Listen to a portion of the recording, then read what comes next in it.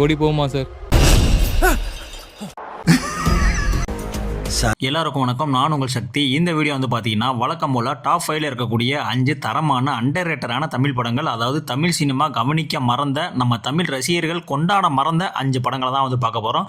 வாங்க இப்போ நம்ம லிஸ்ட்டுக்குள்ளே போகலாம். இதில் நம்ம முதலாவதாக பார்க்க போகிற படம் 2024 ரிலீஸ் ஆன சட்டம் என் கையில். இந்த படத்தோட கதை என்னன்னா, நம்ம ஹீரோ சதீஷ் ரொம்ப சாதாரண ஒரு மிடில் கிளாஸ் பையன். ஒரு நாள் ராத்திரி அவன் காரில் போயிட்டு இருக்கும்போது எதிர்பாராத விதமாக ஒரு ஆக்சிடென்ட் நடந்து அதில் ஒருத்தன் இறந்து போயிடுறான். பயந்து போன சதீஷ் போலீஸுக்கு தெரிஞ்சா ஜெயிலுக்கு போக வேண்டிய நிலைமை வரும்னு நினைச்சு அந்த பிணத்தை காரோட டிக்கியில் வச்சு மறைச்சு எப்படியாச்சும் டிஸ்போஸ் பண்ண பார்க்குறான். ஆனால் அதே ராத்திரி அவனோட துரதிருஷ்டம் ட்ரங்க் அண்ட் டிரைவ் செக்கிங்கில் போலீஸ்கிட்ட மாட்டிக்கிறாப்புல. போலீஸ் காரை செக் பண்ணும்போது டிக்கியில் பிணம் இருக்கிறது தெரிஞ்சு அவனை அரெஸ்ட் பண்ணி ஸ்டேஷனுக்கு கூட்டிட்டு போகிறாங்க. ஆனால் அங்கே தான் ஒரு பெரிய ட்விஸ்ட் நடக்குது. அந்த பிணம் சதீஷ் பண்ண ஆக்சிடென்ட்டால் சாகலை, அதுக்கு முன்னாடியே யாரோ பண்ண கொலைன்னு தெரிய வருது. அந்த கொலையாளி யாரு, அந்த பிணத்தால் சதீஷ் என்னென்ன ப்ராப்ளத்தில் மாட்டிக்கிறான், அதுல இருந்து அவன் எப்படி தப்பிக்கிறான்றதான் இந்த சட்டம் என் கையில் படத்தினுடைய ஒன்லைனர் ஸ்டோரி. இந்த படத்தினுடைய மிகப்பெரிய பலமே எப்பவுமே காமெடி ரோலில் மட்டுமே வர்ற சதீஷ் இதில் ரொம்ப சீரியஸான ஒரு த்ரில்லர் கேரக்டரை எடுத்து செம்மையாக வந்து பண்ணியிருப்பாப்புல. அந்த பதட்டத்தையும் பயத்தையும் அவரோட நடிப்பில் ரொம்ப யதார்த்தமாக கொண்டு வந்திருப்பாரு. அதோட படத்தோட ஃபர்ஸ்ட் ஹாஃபில் வர்ற அந்த கார் டிக்கி சீனும் ஸ்டேஷனில் நடக்கிற இன்வெஸ்டிகேஷன் சீனும் செம்ம விறுவிறுப்பாக வந்து கொண்டு போயிருப்பாங்க. படத்தினுடைய பேக்ரவுண்ட் மியூசிக்குமே வந்து செம்ம சுவாரஸ்யமாக இருக்கும். இப்படி ஒரு படம் ரிலீஸ் ஆச்சு அப்படின்னு இங்கே நிறைய தமிழ் மக்களுக்கு வந்து தெரியாது. ஆனால் உண்மையிலே வந்து பார்த்தீங்கன்னா ஒரு தரமான த்ரில்லர் படம். செகண்ட் ஹாஃப் மட்டும்தான் கொஞ்சம் லேக்காக போகும். மற்றபடி ட்விஸ்ட் அண்ட் டர்ன்ஸ் எல்லாமே வந்து பார்த்தீங்கன்னா மிரட்டி விட்டுருப்பானுங்க. இந்த படம் பார்க்கல அப்படின்னா கண்டிப்பாக பாருங்கள். இந்த படம் அமேசான் பிரைம்லேயே உங்களுக்கு அவைலபிளாக இருக்குது. என்னை பொறுத்த வரைக்கும் இந்த படம் ஒரு மஸ்ட் வாட்ச் படம். ஸோ கண்டிப்பாக அந்த படத்தை வந்து மிஸ் பண்ணிடாதீங்க. அடுத்து நம்ம ரெண்டாவதாக பார்க்க போகிற படம் 2022 ரிலீஸ் ஆன மிரல். இந்த படத்தினுடைய கதை என்னன்னா, நம்ம ஹீரோ ஹரி, அவருடைய ஒய்ஃப் ரமா மற்றும் அவங்களோட சின்ன பையங்களோட சிட்டியில் வந்து வாழ்ந்துட்டு இருக்காங்க. ரமாவுக்கு அடிக்கடி ரொம்பவுமே வந்து பயங்கரமான கனவுகள் வந்துட்டே இருக்கு. அதனால அவங்க ரொம்ப மன உளைச்சல இருக்காங்க. இந்த ப்ராப்ளத்தில் இருந்து அவங்கள மாற்றவும் குலதெய்வ கோயிலுக்கு போயிட்டு வரவும் ஹீரோ அவங்களோட சொந்த கிராமத்துக்கு கூட்டிட்டு போறாரு. அங்கே போயிட்டு பூஜை எல்லாம் முடிச்சுட்டு அன்னைக்கு ராத்திரியே கார்ல இருந்து சிட்டிக்கு கிளம்புறாங்க. ஆனால் போற வழியில ஒரு பெரிய காற்றால ஒரு விண்டு மில் இருக்கு. அந்த இடமே வந்து பார்த்தீங்கன்னா செம்ம வெறிச்சோடி போன ரோட்ல இருக்கிற மாதிரி இருக்கு. அந்த இடத்துல திடீர்னு காரு பிரேக் டவுன் ஆகி நின்றுடுது. அந்த நடு காட்டுல கருகருன்னு இருக்கிற இருட்டுல முகமுடி போட்ட ஒரு மர்மமான ஆள் இவங்க குடும்பத்தை ரொம்ப கொடூரமா வேட்டையாடுறக்கா துரத்துறான். அந்த சைக்கோ கில்லர் யாரு, அவன்கிட்ட இருந்து இவங்க குடும்பம் தப்பிச்சுதா இல்லையாங்கிறது தான் இந்த படத்தினுடைய ஒன்லைனர் ஸ்டோரி. இந்த படத்தினுடைய பலமே இதோட இந்த விஷுவல்ஸும் அந்த த்ரில்லிங்கான அந்த அட்மாஸ்பியரும் தான். அந்த பெரிய காற்றாலை சுத்துற அந்த வெறிச்சோடியான அந்த ரோடு இருக்குல்ல, காரோட ஹெட்லைட் வெளிச்சமோ, இது ரெண்டும் சேர்ந்து அந்த படத்தை வேற லெவலில் வந்து மிரட்டி விட்டுருக்கோம். படத்தினுடைய மிகப்பெரிய பலமே படத்தினுடைய ஃபர்ஸ்ட் ஹாஃபும் அந்த கடைசி வரையும் கண்டுபிடிக்க முடியாத அந்த மர்மமான எலமெண்ட் தான். அதை கடைசி வரைக்கும் சூப்பராக வந்து மெயின்டைன் பண்ணியிருப்பாங்க. நீங்கள் வந்து நான் இதுதான் அப்படின்னு சொல்லி ஃபைன் பண்ணியிருப்பீங்க, ஆனால் அது இல்லை, வேற மாதிரியான ஒரு கிளைமேக்ஸ் வந்து கொடுத்துருப்பாங்க. இது ரொம்ப பேருக்கு வந்து ப்ரிடிக்டபிளாக இருக்கும் அப்படின்ற மாதிரி நினைப்பீங்க. ஆனால் அந்த கிளைமேக்ஸ் வேற மாதிரியான ஒரு கிளைமேக்ஸ், வேற மாதிரியான ஒரு இம்பாக்ட் வந்து உங்களுக்கு வந்து கொடுக்கும். படத்தினுடைய ரன் டைமே வந்து பார்த்தீங்கன்னா ரொம்பவுமே வந்து கம்மியான ரன் டைமில் தான் இருக்கும். பரத்தினுடைய ஆக்டிங்குமே இந்த படத்தில் செம்ம சூப்பராக வந்து பண்ணியிருப்பாப்புல. இந்த படம் நீங்கள் பார்க்கல அப்படின்னா கண்டிப்பான முறையில் வந்து வாட்ச் பண்ணுங்கள். இந்த படம் உங்களுக்கு ஆஹா ஓடிடியில் அவைலபிளாக இருக்குது. ஸோ நம்மளை பொறுத்த வரைக்கும் இந்த படமும் ஒரு மஸ்ட் வாட்சான படம் தான். அடுத்து நம்ம மூணாவதாக பார்க்க போகிற படம் 2019 ரிலீஸ் ஆன செத்தும் 1000 பொன். கதை என்னன்னா, நம்ம ஹீரோயின் மீரா சென்னையில் மேக்கப் ஆர்டிஸ்டாக ஒர்க் பண்ணிட்டு இருக்கா.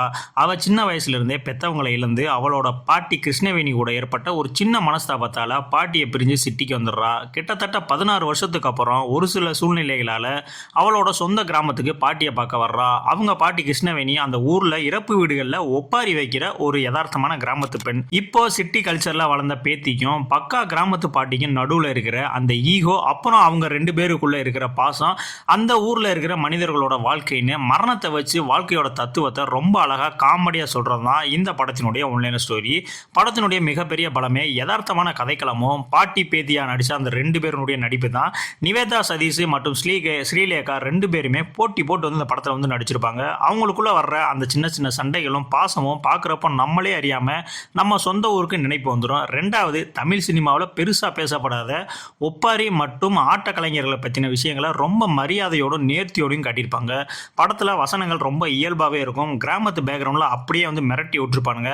ஆனால் அந்த படம் ஒரு மெலோ ட்ராமா தான். உங்களுக்கு பரபரன்லாம் த்ரில்லர் மாதிரிலாம் போகணும் அப்படின்னா கண்டிப்பாக அந்த படம் செட் ஆகுது. ஆனால் அந்த படத்தை பார்த்து முடிக்கும் போது கண்டிப்பாக எமோஷ்னலாக வந்து கலங்கிருவீங்க. அந்த மாதிரியான ஒரு படம் தான். இந்த படம் பார்க்கணும் அப்படின்னு நினச்சிங்கன்னா இந்த படம் உங்களுக்கு MX பிளேயர்லையும் அவைலபிளாக இருக்குது, அமேசான் பிரைம் வீடியோலையும் அவைலபிள் அவைலபிளாக இருக்குது. ஸோ நீங்கள் எதில் பார்க்கணும்னாலும் கண்டிப்பாக பாருங்கள். ஆனால் த்ரில்லர் ஃபேன்ஸு பரபரன்னு கமர்ஷியல் எலமெண்ட்லாம் இருக்கணும்னா கண்டிப்பாக அந்த படம் உங்களுக்கு செட் ஆகுது. ஆனால் ஒரு நார்மலான ஒரு எமோஷனல் ட்ராமா நீங்கள் பார்க்கணும் அப்படின்னா கண்டிப்பாக அந்த படத்தை வந்து நீங்கள் சூஸ் பண்ணிக்கலாம். அடுத்த நாளாக தான் நம்ம பார்க்க போகிற படம் 2025 ரிலீஸ் ஆன கெவி. இந்த படத்துடைய கதை என்னன்னா, கொடைக்கானல் பக்கத்தில் இருக்கிற வெள்ளக்கெவி அப்படிங்கிற ஒரு அவுட் வேர்ல்ட் ஆஃப் மலை கிராமம். அந்த ஊருக்கு முறையான சாலை வசதியோ இல்லை அவசரத்துக்கு ஒரு மருத்துவ வசதியோ கூட கிடையாது. இப்படிப்பட்ட சூழ்நிலையில் ஊரில் இருக்கிற ஒரு கர்ப்பிணி பெண்ணுக்கு திடீர்னு பிரசவ வலி வருது. ஆஸ்பத்திரிக்கு கூட்டிட்டு போகணும்னா மலையிலிருந்து கீழே இறங்குறதுக்கு டவுனுக்கு பல கிலோமீட்டர் தூரம் சுமந்துக்கிட்டே தான் போகணும். அந்த பெண்ணை எப்படியாச்சும் காப்பாற்றணும்னு ஊர் மக்கள் எல்லாரும் சேர்ந்து அவங்கள தூக்கிட்டு மலையிலிருந்து போராடுறாங்க. இந்த நேரத்தில் ஹீரோ வந்து போலீஸுக்கிட்ட மாட்டிக்கிறாரு. ஹீரோக்கும் போலீஸுக்கும் இருந்த பழைய பகை காரணமாக அவங்க ரெண்டு பேத்துக்குள்ள சின்ன மோதல் ஏற்படுது. இந்த ரெண்டு கதையினுடைய ஃபினிஷிங்கில் என்ன ஆச்சு, இந்த ஹீரோ வந்து தப்பிச்சாரா இல்லையா, அவங்களுக்கு வந்து டெலிவரி ஆச்சா இல்லையா அப்படின்றது தான் இந்த படத்தினுடைய ஒன்லைனர் ஸ்டோரி. இந்த படத்தினுடைய மிகப்பெரிய பலமே இதோட யதார்த்தமான கதைக்களமும் அதில் காட்டியிருக்கிற சமூக விழிப்புணர்வும் தான். இன்னைக்கும் அடிப்படை வசதிகள் கூட இல்லாமல் கஷ்டப்படுற மலைவாழ் மக்களின் வழியை ரொம்ப நேர்மையாக எந்த கமர்ஷியல் சமரசமும் இல்லாமல் பதிவு பண்ணியிருக்காங்க. ஆதவன் மற்றும் ஷீலா ராஜ்குமார் ரெண்டு பேரோட நடிப்பும் படத்துக்கு ஒரு மிகப்பெரிய பலம். ரொம்ப இயல்பான கிராமத்து மனிதர்களாக வாழ்ந்திருக்காங்க. கொடைக்கானல் மலைப்பகுதிகளையும் அந்த கிராமத்தோட அழகையும் இயற்கையான ஒளியில் காட்டியிருக்கிற கேமராவிற்கு படத்துக்கு வேற மாதிரியான ஒரு சப்போர்ட் அப்படின்ற மாதிரி சொல்லலாம். உங்களுக்கு ஒரு எமோஷனலான ஒரு படம் பார்க்கணும், ரொம்பவே ஹார்ட் டச்சிங்காக ஒரு படம் பார்க்கணும், மைனா மாதிரியான படங்கள்லாம் எனக்கு பிடிக்கும் அப்படின்னா கண்டிப்பான முறையில் இந்த படம் உங்களுக்கு பிடிச்சே தரும். இந்த படம் உங்களுக்கு நெட்ஃப்ளிக்ஸில் அவைலபிளாக இருக்குது.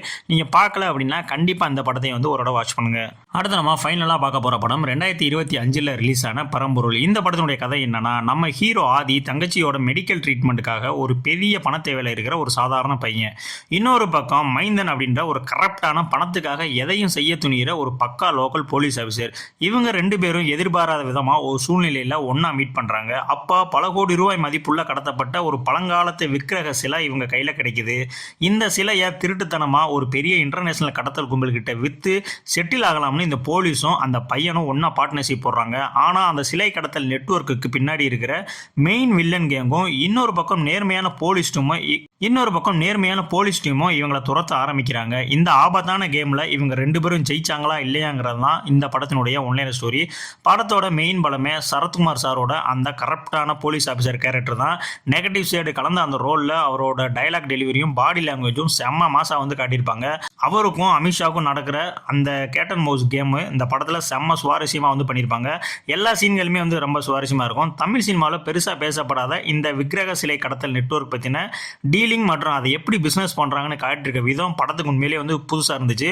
யுவன் சங்கர் ராஜாவோட பிஜிஎம்மும் வந்து பார்த்தீங்கன்னா ஒரு த்ரில்லர் மூட வந்து கொடுத்துருப்பாங்க. படத்தினுடைய செகண்ட் ஹாஃப் வந்து கொஞ்சம் ஸ்லோவாக தான் போகும். பட் இருந்தாலும் என்ன பொறுத்த வரைக்கும் இந்த படம் ஒரு டீசெண்டான த்ரில்லர் தான்.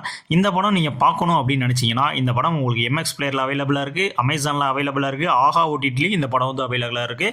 நீங்கள் எதில் வேணால் அந்த படத்தை வந்து பார்த்துக்கலாம். இப்போ நான் சொன்ன இந்த 5 படங்களில் என்னுடைய பர்சனல் ஃபேவரட் எது அப்படின்னு வந்து நீங்கள் கேட்டிங்கன்னா கண்டிப்பாக நான் ஃபஸ்ட்டு சொன்ன சட்டம் என் கையில் படம் நான் கண்டிப்பாக சொல்லுவேன். அடுத்ததான் வந்து பார்த்தீங்கன்னா கெவி படம் சொல்லுவேன். இந்த 2 படமே என்னுடைய பர்சனல் ஃபேவரட். ஸோ நீங்கள் இந்த 5 படங்களையும் பார்த்துட்டு உங்களுடைய ஃபேவரட் எது அப்படின்றத கண்டிப்பாக வந்து கமெண்ட்ஸ் வந்து சொல்லிட்டு போங்க. ஒருவேளை இந்த 5 படமே பார்க்கல ப்ரோ அப்படின்னா கண்டிப்பான முறையில் இந்த 5 படத்தையும் போய் ஃபஸ்ட்டு பாருங்கள். ஏன்னா இந்த 5 படங்கள்லாம் வந்து மலையாளத்தில் வந்துருந்துச்சு அப்படின்னா நம்மளே வந்து இந்த படத்தை ஆஹா ஓஹோ அப்படின்னு சொல்லி கொண்டாடி இருப்போம். ஒருவேளை இந்த படங்கள்லாம் தமிழில் ரிலீஸ் ஆனதுனால தான் இந்த படத்தை யாரும் கொண்டாடலையா என்னன்றதுன்னு எனக்கு தெரியல. ஸோ நீங்களும் பார்த்துட்டு உங்களுடைய ஃபேவரட் எது அப்படின்றத வந்து கண்டிப்பான முறையில் வந்து கமெண்ட்ஸில் சொல்லிட்டு போங்க. இதே மாதிரியான அடுத்த ஒரு வீடியோவில் சந்திக்கிறேன். உங்களுக்கு அடுத்த பார்ட்டும் வேணும் அப்படின்னா கண்டிப்பாக பார்ட் 8 அப்படின்ற மாதிரி கமெண்ட் பண்ணுங்கள். ஏன்னா நம்ம ஆல்ரெடி அண்டர்ரேட்டடான மூவிஸில் கிட்டத்தட்ட 7 பார்ட் போட்டிருக்கோம். அதற்கான லிங்க் நான் டிஸ்கிரிப்ஷனில் கொடுக்குறேன். நம்ம பிளேலிஸ்ட்டையும் போய் நீங்கள் செக் பண்ணி பாருங்கள். இதே மாதிரியான அடுத்த ஒரு வீடியோவில் வந்து உங்களை சந்திக்கிறேன். நன்றி.